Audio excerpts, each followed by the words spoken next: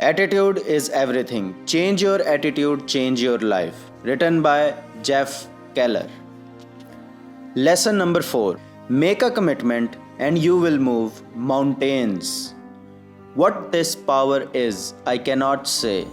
All I know is that it exists and it becomes available only when a man is in that state of mind in which he knows exactly what he wants and is fully determined not to quit until he finds it. Alexander Graham Bell. I used to think I knew what commitment and persistence meant. Trying hard, making a lot of attempts. However, I didn't grasp the true meaning of these concepts until I read a small paperback book entitled The Ultimate Secret to Getting Absolutely Everything You Want by Mike Harnaski. Commitment is the essence of the ultimate secret. According to the author, the key to getting what you want is the willingness to do whatever it takes to accomplish your objective. Now, before your mind jumps to the conclusions, let me add that in saying whatever it takes, I exclude all actions which are illegal, unethical, or which harm other people. So, exactly what do I mean by the willingness? It's a mental attitude that says, if it takes 5 steps to reach my goal, I'll take those 5 steps. If it takes 55 steps to reach my goal, I'll take those 55 steps. If it takes 155 steps to reach my goal, I'll take those 155 steps. Of course, at the outset, you usually won't know exactly how many steps will be required to reach your goal. This does not matter. To succeed, all that's necessary is that you make a commitment to do whatever it takes, regardless of the number of steps involved. Where does persistence fit in? Persistent action follows commitment. That is, you first must be committed to something before you will persist to achieve it. Once you have made a commitment to achieve your goal, then you will follow through with relentless determination and action until you attain the desired result. The magic of commitment. When you make a commitment and are willing to do whatever it takes, you begin to attract the people and circumstances necessary to accomplish your goal. For instance, once you devote yourself to becoming, say, a best-selling author, you might suddenly bump into a literary agent or discover a television program offering advice on this very topic. It's not as if these resources never existed before. It's just that your mind never focused on finding them.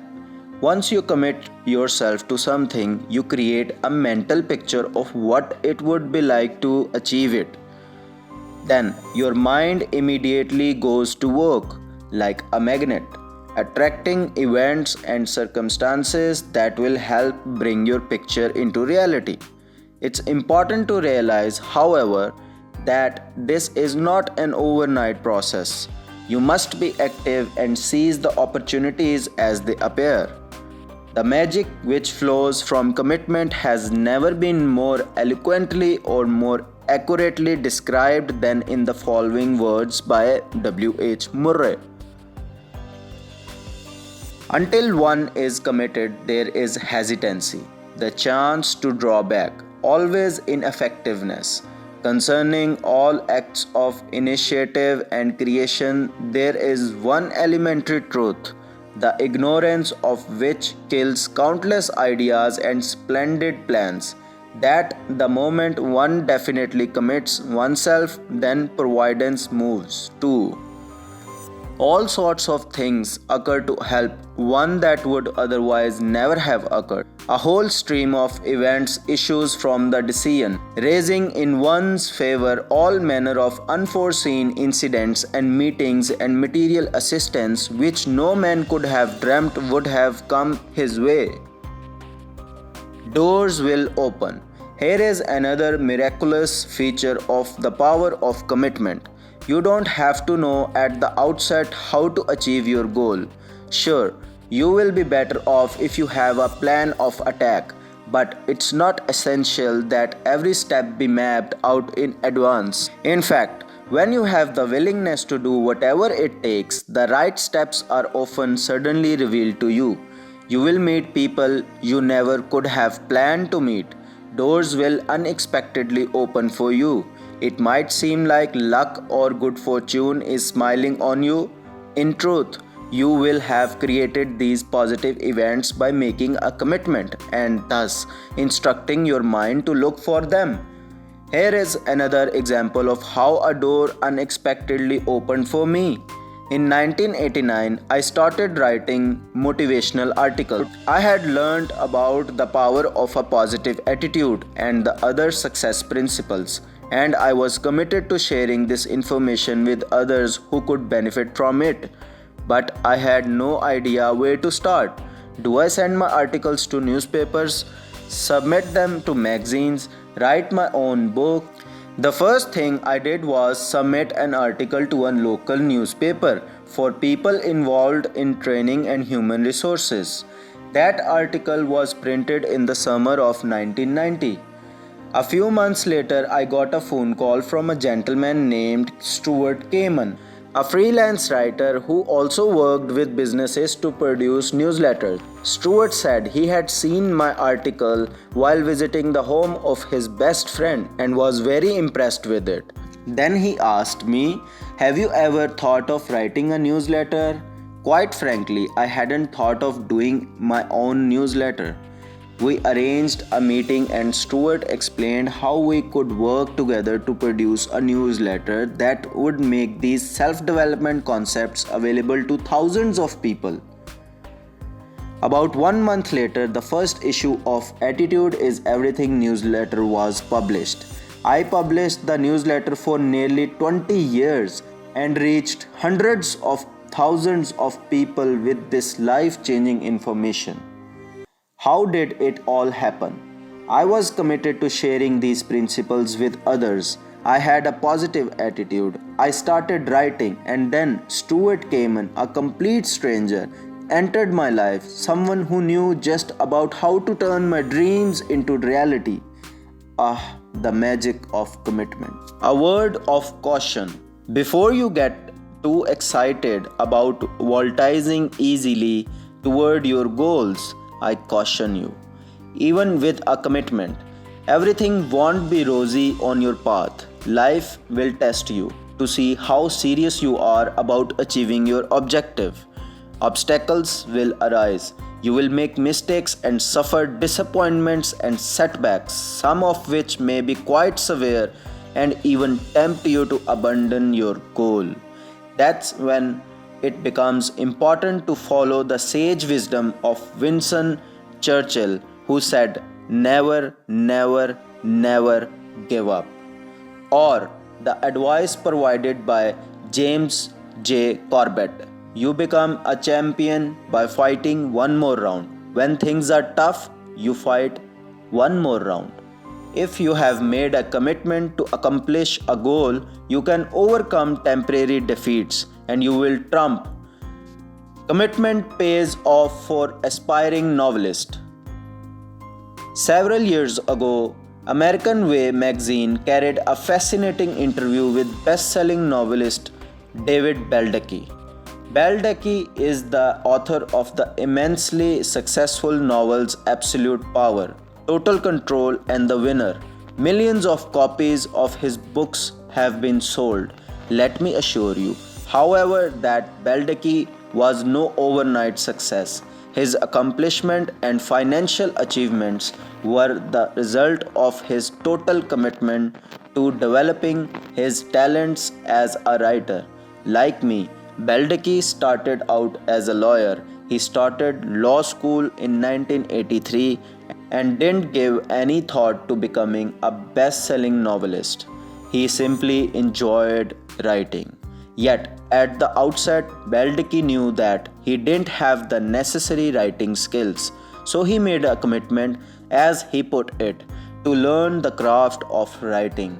For the first 5 years, he didn't finish any of his projects.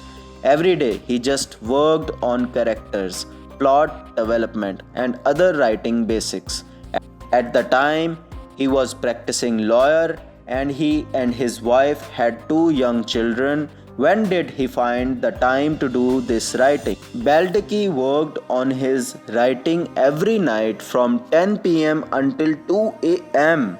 Now, that's a commitment to do whatever it takes. He pointed out, however, that he had fun writing. It wasn't a chore. By the way, I'm not suggesting that you stay up all night to pursue your goals. That's 10 pm to 2 am shift certainly wouldn't work for me, and it may not work for you either. After 10 years of writing, Baldacci had completed some short stories and a few screenplays. His total sales, zero. All that he had to show for his efforts were a lot of rejections from the editors. In 1996, all of Baldacci's efforts paid off big time. He received millions of dollars for the literary and movie rights to his blockbuster thriller Absolute Power.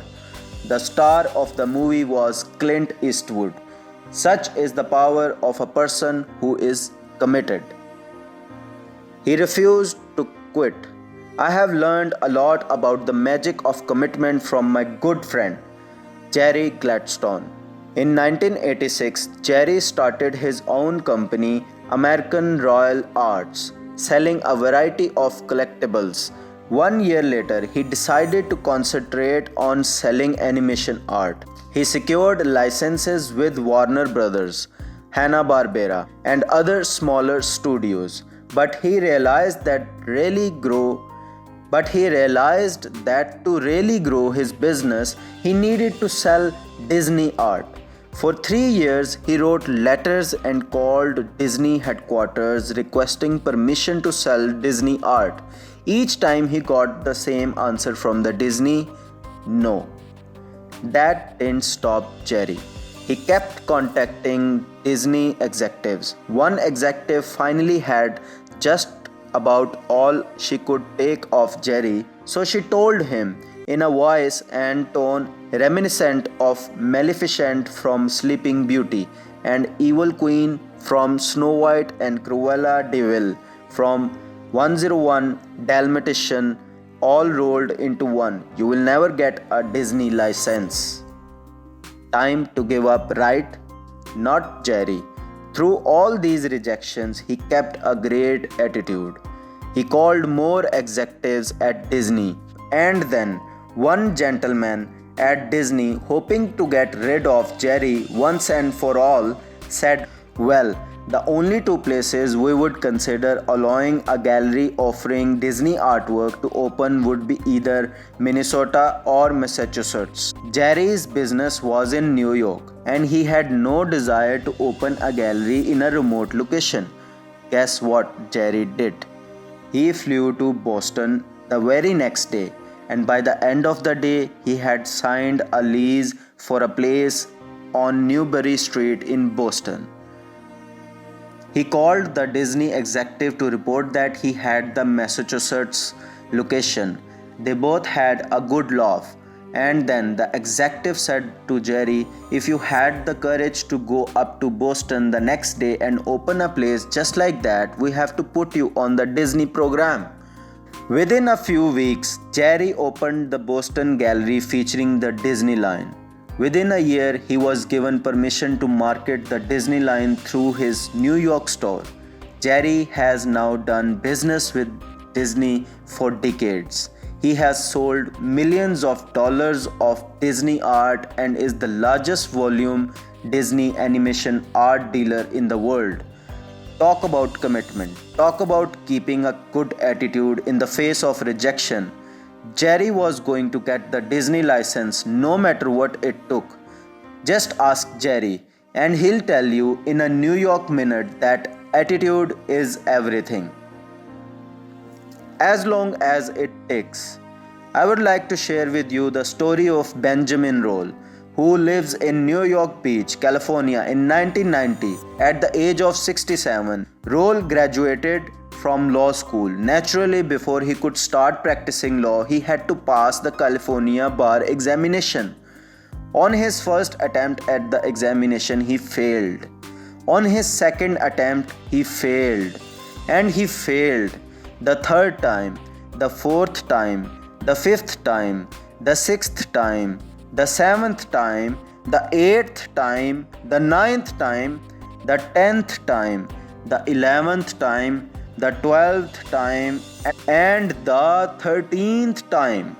Let me add one important fact. The bar examination is given only twice each year. So at the time of his 13th fail attempt, Roll was now 73 years old. Most people would have quit, but not Benjamin Roll. He took the exam for the 14th time and he passed. In 1997, at the age of 74, Roll was admitted to practice law in the state of California. Now, here is a guy who is committed and willing to do whatever it takes. As Roll explained, I was going to pass that cotton picking exam if I lived long enough, and I did. Does this story tell you anything about the importance of attitude? Most people wouldn't even consider starting law school in their 60s. Yet, here is someone who is not only enrolled in law school and was willing to spend 6 years after graduation studying to pass the bar exam. Wow, Benjamin Roll's story is simply further proof that attitude is everything. Time to make a commitment. Now, let's assume you have a goal in mind. The next question to ask yourself is, am I willing to do whatever it takes to achieve this goal? If your answer is, I'll do just about anything except that I won't do dash, then frankly you are not committed. And if you are not committed, it's likely that you will be derailed and not achieve your objective. For instance, many people start a new business with this approach. I'll get it 6 months to prosper. If things don't work out after 6 months, I'll quit. This is not a mental attitude that leads to success. Where would novelist David Baldacci be if he had said, I'll try the writing for 1 year and if I can't sell anything, I'll give it up. He would have missed out on the opportunity to do what he loves, have financial independence and live his dream. Now, I'm not suggesting that you just pull ahead without a plan and hope for the best. Of course, you should set timetables, deadlines and budgets so you stay on course and succeed as quickly as possible. But the reality is, despite your most careful plans, you don't know how long it will take to achieve your goal, and you can't foresee all the obstacles that will cross your path. That's where commitment separates the winner from the losers. The committed people are going to hang in and prevail no matter what. And if it takes a little longer than they thought, so be it. Those who aren't committed are going to give up the ship when things don't go their way. Now that you have learned about the power of commitment, it's time to apply the principle. So go ahead. Select a goal you have a burning desire to achieve. Make a commitment to do whatever it takes to achieve this goal. Start moving forward and get ready to notice and take advantage of all the opportunities that come your way. Then follow through with persistent action and get ready to succeed.